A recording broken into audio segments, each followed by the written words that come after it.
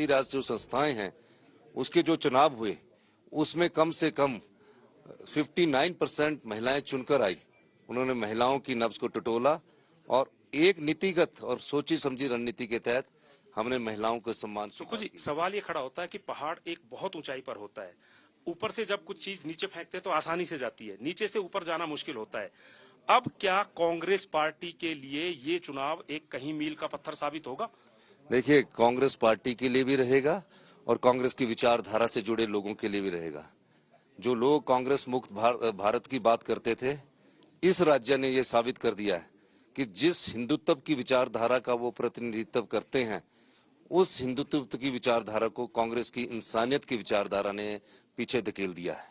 इसे एक नए युग की शुरुआत माना जा सकता है, क्योंकि एक साधारण कार्यकर्ता जो क्लास रिप्रेजेंटेटिव रहा, फिर एनएसयूआई में रहा, जिसके पिताजी इसी शहर में रोडवेज के चालक होते थे, तो क्या कांग्रेस में भी एक बदलाव आ रहा है, एक नया युग आ रहा है, एक साधारण कार्यकर्ता को इतनी बड़ी कुर्सी मिल रही है? बिल्कुल, इसमें कोई दो राय नहीं है।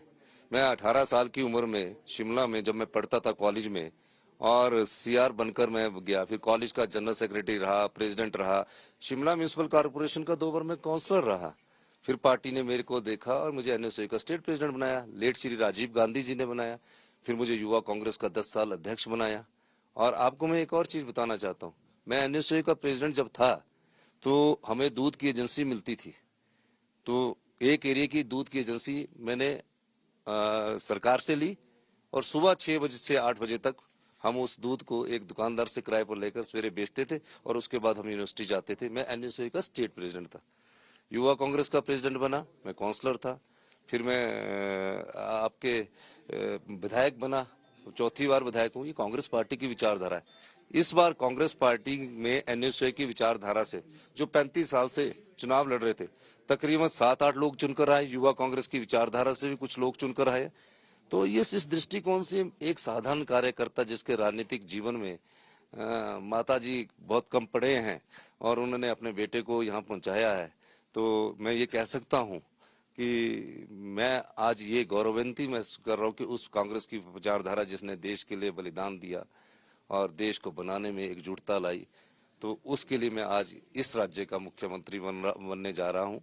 अभी वो सेरेमनी है और आप मुझे अभी से तो जानते नहीं सतिंदर जी। मैं बहुत पुराना जानता हूं, इसलिए मैं आपसे पूछ रहा हूं। आजकल एक ट्रेंड है कि कोई मुख्यमंत्री बनता है तो ये कहा जाता है कि पहली कलम से। आपने दिमाग में क्या ब्लूप्रिंट तैयार किया है कि मुख्यमंत्री बनते ही ये पहला काम मैं शुरू करूंगा? मैं देखिए, अभी मैं शपथ ग्रहण के बाद 3-4 दिन से 2-3 घंटे ही सो पाया हूँ। जब तक आप ठीक ढंग से नींद ले लेके फिर अगली दृष्टिकोण से हम आगे बढ़ेंगे। और हम सत्ता के लिए नहीं ले चाहते, हम सत्ता व्यवस्था परिवर्तन के लिए चाहते हैं। मुझे थोड़ा समय दीजिए, समय के अनुसार आपको हमें हमारी कार्यप्रणाली में भी बदलाव आएगा और हमारी प्रशासनिक जो सोच है उसमें भी बदलाव आएगा। गुड गवर्नमेंट के लिए गुड गवर्नेंस का होना जरूरी है, अच्छे शासन के लिए अच्छे प्रशासन का होना जरूरी है। उस दृष्टिकोण से सभी जो अनुभवी हमारे विधायक लोग हैं उनसे सलाह मशवरा करने के बाद एक ब्लूप्रिंट तैयार किया जाएगा, क्योंकि जल्दबाजी में हम घोषणा नहीं करना चाहते। अच्छा सुक्कू जी, एक चीज बताइए, कांग्रेस के बारे में अक्सर ये कहा जाता है कि गुटबाजी रहती है। अब हमने भूपेंद्र हुड्डा से भी बात की, कई नेताओं से बात की, कहते कोई गुटबाजी नहीं है। लेकिन क्या आप पूरी कांग्रेस पार्टी को, पूरी सरकार को संभाल लेंगे, एक साथ लेकर चलेंगे, क्या कोशिश करेंगे? देखिए, जब मैं पीसीसी अध्यक्ष बना तो वीरभद्र सिंह जी 5 साल मुख्यमंत्री रहे, कितने वरिष्ठ नेता थे, उनसे भी हमने अनुभव प्राप्त किया। तो जब मैं संगठन चला सकता हूँ, ये जो प्रशासनिक क्षमता है ये कोई ज्यादा चलाने की कोई ज्यादा दिक्कत नहीं है। थोड़ा अभी हम इसमें समय इसलिए ले रहे हैं कि हम सोच रख रहे हैं, और कोई बड़ी मुश्किल नहीं है, क्योंकि इसमें तो सरकार ने करना है। जब मैंने संगठन 24 साल चलाया, 6 साल में एनएसयूआई का राज्य का अध्यक्ष रहा, 10 साल युवा कांग्रेस का अध्यक्ष रहा, 6 साल में पीसीसी का लॉन्गेस्ट सर्विंग पीसीसी प्रेसिडेंट रहा श्रीमती सोनिया गांधी जी के आशीर्वाद से। 40 साल बाद जब कैंपेन कमेटी की वीरभद्र सिंह जी के देहांत के बाद आपने हिमाचल की जनता से बड़े बड़े वादे किए हैं, ओपीएस का वादा किया, बेरोजगारी खत्म करने का, सेब के भाव गवानों का, तो इन वादों पर हिमाचल की जनता को कब तक असर होना दिखना शुरू हो जाएगा कि सुक्खू ने आते ही काम शुरू कर दिया? काम कल से ही शुरू हुआ। मैं कल रात को 3 बजे सोया। आज आप हमारे पुराने साथी थे तो मैंने कहा जाते जाते इंटरव्यू दे जाता हूं, क्योंकि आप सवेरे 10 बजे से रुके।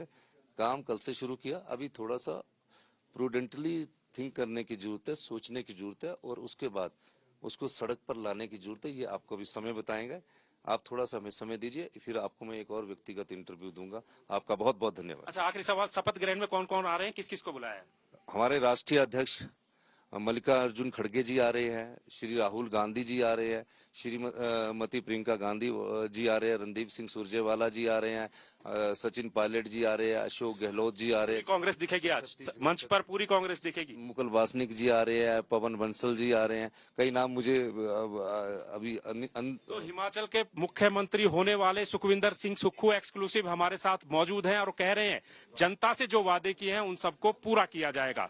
कैमरामैन गिरीश दुर्गापाल के साथ सत्येंद्र चौहान, शिमला, आज तक।